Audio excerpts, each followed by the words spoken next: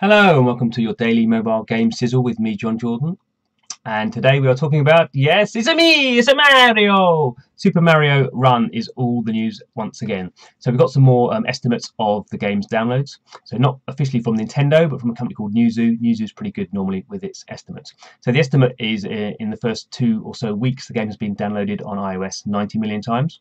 Pretty good. You think people will be happy with that. But what we really care about is what's the conversion rate. So famously, this is a free to start game, free to start, one of Nintendo's interesting phrases. And you download the game, get a few levels for free, and then you have to pay $10 to unlock the rest of the game. So traditional kind of paywall really model, almost like a DLC. And what's the conversion rate? So the conversion rate in the first week was anything, people thought over 4%. Obviously, as the number of downloads has increased, the conversion rate tends, in this case, to drop because it's less kind of hardcore fans than getting the game, less likely to spend $10 on the game. 3%, is that good or bad? So there's been quite a big debate about whether 3% is a good or bad figure for this type of game. Some people have compared it to normal free-to-play games, where the conversion rate of 1 to 2% would be considered fairly average or even good if you got up to 2%.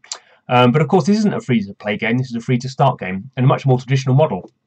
Much more a kind of traditional PC model where you would give some gameplay to begin with and then ask people to unlock the rest of the game.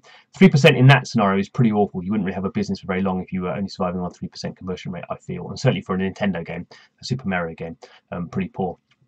Because the thing about free-to-play games is people are spending money. They're playing the game for long periods of time, months, even years, and they're spending money for resources. So they're spending money to progress in the game in terms of the meta game, in terms of leveling up, in terms of their PvP competitive gameplay. They're not doing it to get more content in this kind of traditional way that you're getting some more Mario levels. So it's a very different model, and the comparison doesn't really work out, at least for me. Now, what's going to happen for Super Mario Run? Well, I think the downloads will continue to go up. And the conversion rate will continue to drop. This will particularly be the case when the game comes out for Android. So Android is a much bigger market in terms of install base than iOS. Very different kind of market though. Statistically, a less wealthy market and a more kind of globally spread market. So not so concentrated in North America and Europe and kind of the middle classes of China, which are the big kind of core iPhone markets.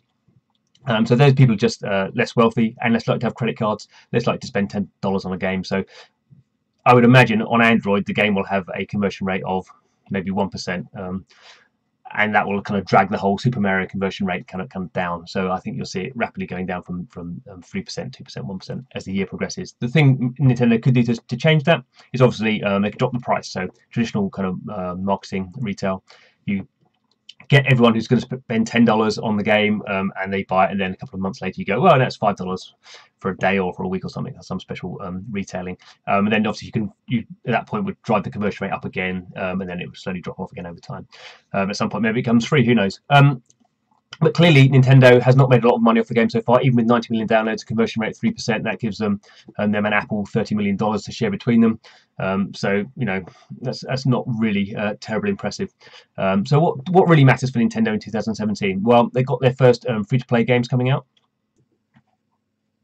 So they got an animal game based in the Animal Crossing world and a game, an RPG, the Fire Emblem game. So those we're expecting to be a bit more traditional in terms of their free-to-play elements.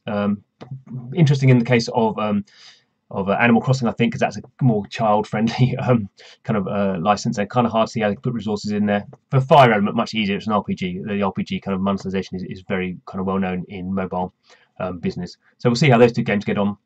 And that will be the case if Nintendo wants to make money out of mobile. It has to use those kind of type of games, because it has said it wants to make a lot of money, hundreds of millions of dollars of revenue from its mobile games. And Super Mario clearly is not going to be able to do that if it's got a conversion rate of 3%. So that's where we are. Thanks for watching. Come back tomorrow and see what the sizzle's all about then.